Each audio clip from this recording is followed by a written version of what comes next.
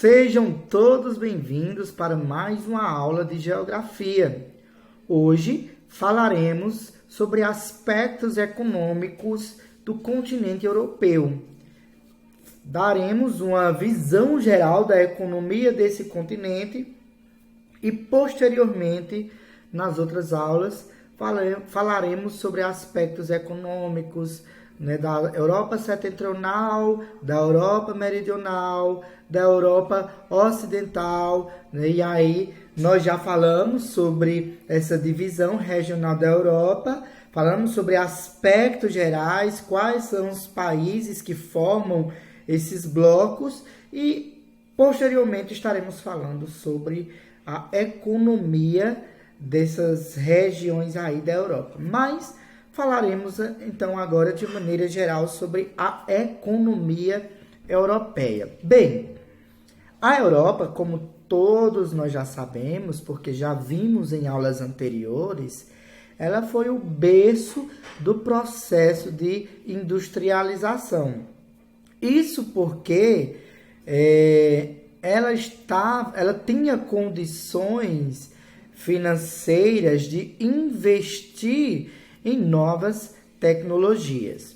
Mas não adianta falarmos de maneira geral e não restringirmos os aspectos ou os eventos a um determinado lugar. E nesse caso específico, embora tenha sido o continente europeu a ter saído na frente da industrialização, falaremos especificamente sobre o Reino Unido, que investiu em técnicas aí de aperfeiçoamento aí no sistema de manufaturas por volta do século XV e XVII. Essas inovações, elas possibilitaram aí uma grande melhoria na produção agrícola, reduzindo aí a necessidade de um grande contingente de trabalhadores. Então, sem o uso da máquina, digamos que o trabalho na lavoura necessitaria de 10 pessoas.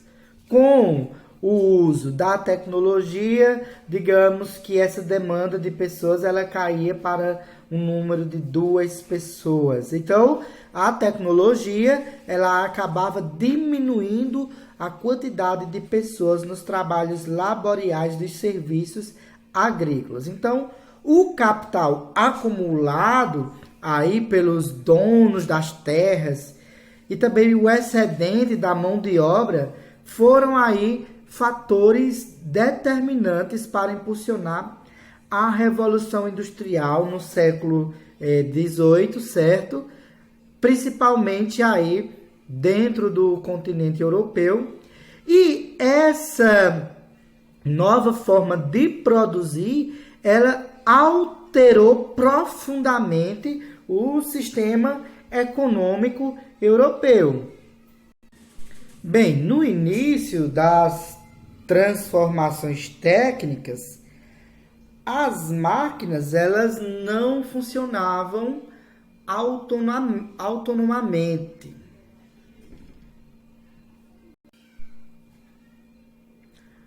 Bem,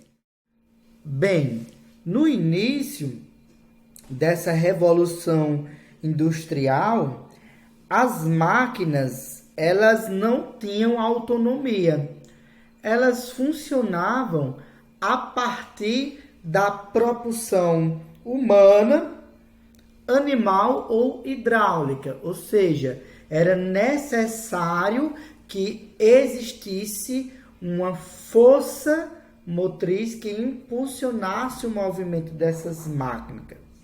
Foi, então, especial, obviamente, que com o uso aí dessas máquinas, né, desse grande salto da tecnologia, o desenvolvimento ele começou a acontecer em uma grande escala.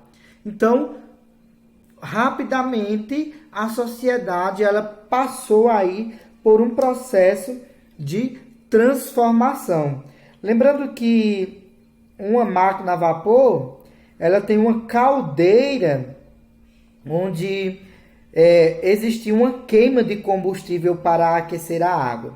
Ali, o calor proveniente dessa queima transforma a água em vapor, que aumenta de volume e adquire uma energia expansiva aproveitada para o deslocamento de um pistão no movimento de vai e vem. E aí esse movimento ele pode ser utilizado, né, para ser realizado diversas atividades. Então, a máquina a vapor, ela veio de fato revolucionar, aí veio acelerar o processo de revolução industrial, certo?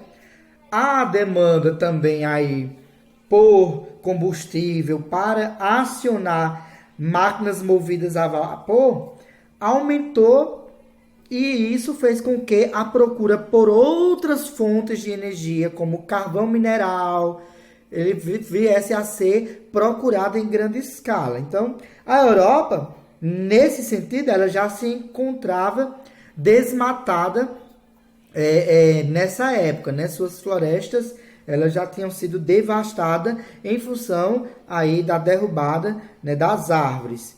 E isso gerou marcantes alterações no espaço geográfico do continente, já que as fábricas passaram a se estabelecer perto das jazidas de carvão, né? E a mão de obra dentro do campo, em busca de emprego, passou a se concentrar nessas áreas, promovendo o crescimento das cidades. Isso a gente viu lá na Revolução Industrial, quando houve esse êxodo rural, as pessoas saindo do campo para trabalharem nas cidades em busca de melhores oportunidades de emprego, melhores salários, melhores condições de vida.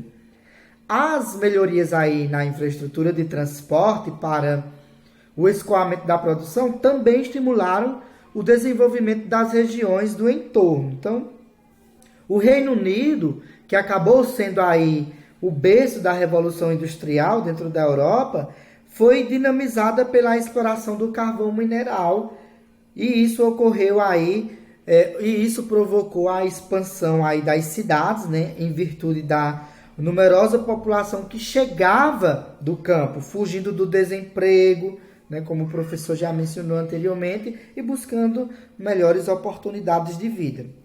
Posteriormente, as alterações no modo de produção industrial se espalharam para outros países da Europa, aí como a Alemanha, como a Bélgica, também Países Baixos, né?